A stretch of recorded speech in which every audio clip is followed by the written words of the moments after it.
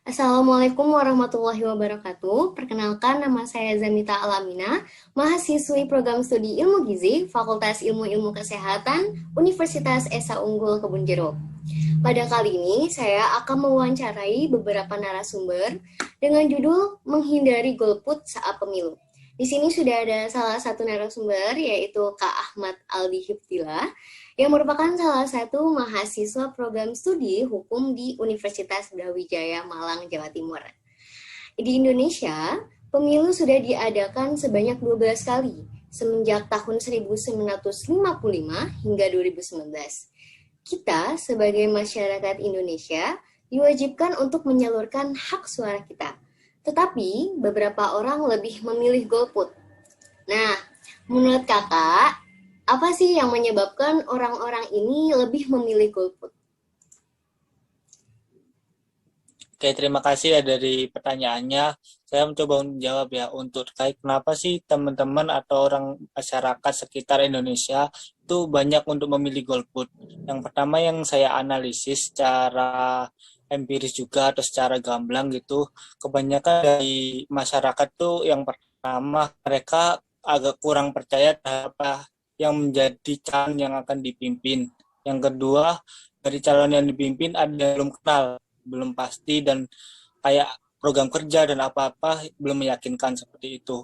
Ada banyak juga selain dua faktor itu kalau menurut saya terkait kenapa masyarakat Indonesia banyak yang memilih golput. Yang pertama, golput adalah bukan sebuah kewajiban ya atau sebuah larangan. Golput itu bukan sebuah larangan, tapi golput ada sebuah hak. Bisa dilihat dalam pasal 28D huruf ayat 3, 28D ayat 3 Undang-Undang Dasar. Di situ juga dijelaskan terkait hak dari setiap warga negara Indonesia.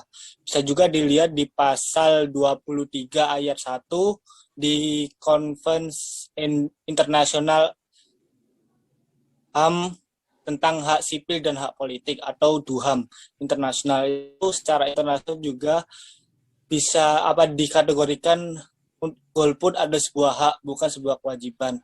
Dalam Indonesia juga, dalam undang-undang juga, golput ada sebuah hak gitu, bukan sebuah kewajiban. Bisa dilihat juga di pasal 23 ayat 25, di situ juga dijelaskan terkait hak untuk tidak memilih dan memilih. Ada sebuah kewajiban, ada hak dari masyarakat Indonesia. Dikuatkan dalam putusan Mahkamah Konstitusi tahun 2014 itu juga terkait hak dari pemilih atau hak untuk memilih di masyarakat Indonesia atau di Indonesia, yaitu terkait golput. Kalau menurut saya buat golput memang bukan suatu larangan ya, memilih juga bukan suatu kewajiban, itu hak murni dari setiap warga negara atau setiap individu. Jadi untuk seseorang apabila tidak memilih bukan suatu kesalahan sih kalau menurut saya ya. Tapi karena di sini ada negara demokrasi dan sebuah negara harus punya pemimpin seperti itu, jadi sebuah negara harus memiliki atau mengadakan sebuah pesta demokrasi. Demokrasi yaitu adanya pemilihan umum ini. Kalau misalnya tidak dipilih, terus akan siapa yang memimpin begitu kan? Jadi dari apa yang dipimpin ini akan timbul-timbul apa itu tentang kesejahteraan, tentang ekonomi yang meningkat, ekonomi stabil, terus dari indeks per kapitanya masyarakat maju dan sebagainya, itu dari semua pemimpin yang maju di pemilu ini. Jadi menurut saya golput itu bukan sebuah larangan tapi sebuah hak dari setiap masyarakat atau setiap individu. Tapi untuk memilih juga bukan suatu kewajiban tapi suatu hak pula, tapi harus bisa dianjurkan seperti itu. Karena kalau misalkan kita nggak ada pemimpin, bahkan dipimpin siapa, mau arah kemana dari pemilu atau demokrasi kita yang akan diarahkan kemana negara kita. Jadi seperti itu.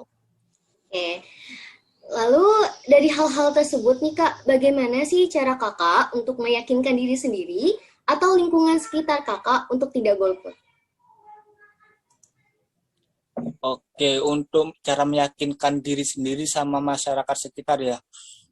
Kalau misalkan diri sendiri, kita lebih kita harus tahu bagaimana hakikat dari pemilu atau demokrasi ini sendiri. Dari masyarakat sendiri atau sebagai rakyat sendiri ya, saya itu merasa negara ini harus punya arah gitu. Nah, arahnya di mana? Yaitu dengan cara kita memilih pemimpin. Kita memilih wakil kita untuk melaksanakan amanah kita itu. Amanah secara suci apa yang harus dilakukan, apa yang dijalankan di dalam negara ini agar tercapainya kesejahteraan, keadilan, kemakmuran dan lain sebagainya. Itu dari diri saya sendiri ya, karena kalau misalkan kita sendiri yang golput, kita nggak bisa ngasih contoh atau bisa mengasih ajakan ke teman-teman lain atau masyarakat yang lain kalau mereka ingin memilih, sedangkan kita aja golput, bagaimana mereka gitu. Nah, itu dari diri kita sendiri. Itu sebagaimana dengan masyarakat lain untuk meyakinkan gitu ya. Sebenarnya untuk masalah meyakinkan ini ada beberapa cara sih. Yang pertama cara yang agak negatif dan cara yang agak positif. Agak negatif itu seperti money politik. Itu kalau misalkan di Indonesia udah sangat benar banget, udah saya daging banget karena money politik di Indonesia itu udah kayak menjadi suatu hal kebutuhan gitu. Kamu mau saya pilih, duitmu berapa, duitmu mana gitu. Kalau nggak ada duit, nggak akan aku pilih gitu. Terus ini yang jadi hal negatif. Tapi di sini juga positifnya masyarakat bisa diajak untuk memilih walaupun dengan hal yang buruk gitu. Nah, positifnya di situ masyarakat bisa memilih tapi bukan memilih terkait terhadap hak yang mereka pilih atau kesukaan yang mereka pilih, enggak, tapi suatu paksaan secara tidak terpaksa banget, tapi benar-benar ini suatu hal yang buruk gitu. Terus untuk hal sisi positifnya seperti sosialisasi, terus kampanye program-program dari calon-calon, itu suatu hal yang positif. Itu bagaimana cara kita mengenalkan calon A ini programnya ini loh bagus loh, calon B ini programnya ini loh bagus loh, tanpa memihak atau menjelekkan salah satu calon. Itu salah satu, kalau menurut saya salah satu cara untuk meyakinkan teman-teman atau masyarakat sekitar untuk memilih atau tidak golput gitu.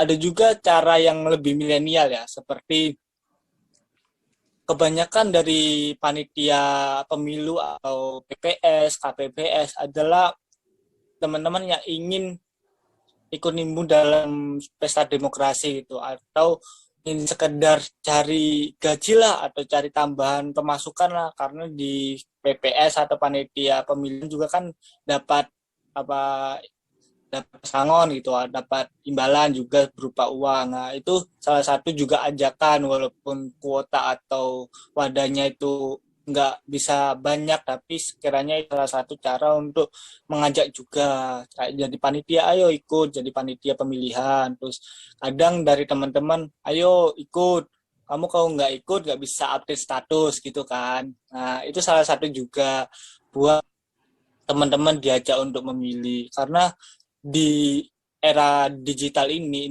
industri 4.0, mana sih teman-teman yang udah nggak pegang HP, dan kalau misalkan waktu event tertentu seperti pemilu itu semuanya pada update status, jarinya dikasih tinta dan lain sebagainya, terus coblos sini terus cari ngapain calonnya dan lain sebagainya. Itu salah satu propaganda juga buat teman-teman atau masyarakat sekitar untuk memilih, khususnya di kaum milenial seperti itu. Itu sih, Mi. Oke, baik Kak, terima kasih nih waktunya untuk wawancara dan pendapat Kakak pada wawancara hari ini. Oke, saya tutup ya Kak. Assalamualaikum warahmatullahi wabarakatuh.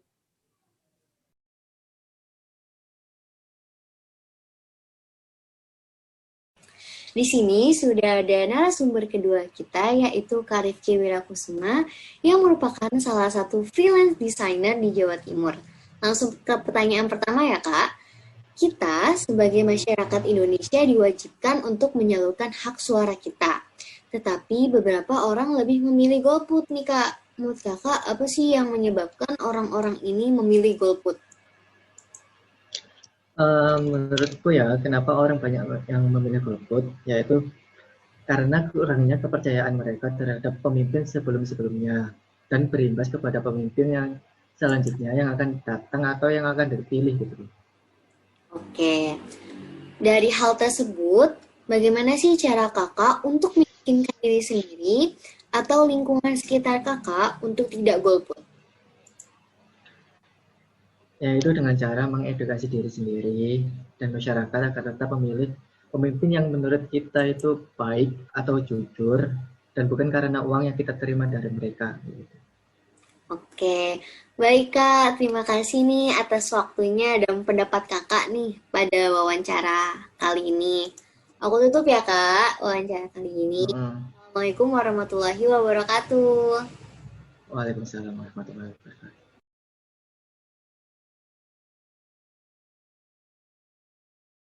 Kesimpulan yang bisa saya ambil yaitu alasan dari masyarakat memilih golput karena masyarakat tidak terlalu percaya dengan calon pemimpinnya yang baru atau memang belum mengenal calon pemimpinnya, serta program kerja yang tidak terlalu meyakinkan. Dan golput bukanlah sebuah larangan, tetapi golput merupakan hak sesuai pada pasal 23 ayat 1 Konvensi Internasional HAM tentang hak sipil dan hak politik atau DUHAM dan pasal 23 ayat 25 tentang hak tidak memilih atau memilih. Lalu, upaya kita untuk meyakinkan diri sendiri atau masyarakat sekitar untuk tidak golput, yaitu dengan keharusan kita untuk tahu hakikat dari pemilu itu sendiri, serta meyakinkan masyarakat dengan cara sosialisasi, edukasi, kampanye program-program calon, serta ikut serta dalam pesta demokrasi dengan cara menjadi panitia pemilu sehingga mendapatkan pesangon atau upah. Cukup menarik ya? Sekian wawancara saya pada hari ini. Kepada narasumber saya ucapkan banyak terima kasih dan jika ada salah-salah kata, saya meminta maaf yang sebesar-besarnya. Assalamualaikum warahmatullahi wabarakatuh.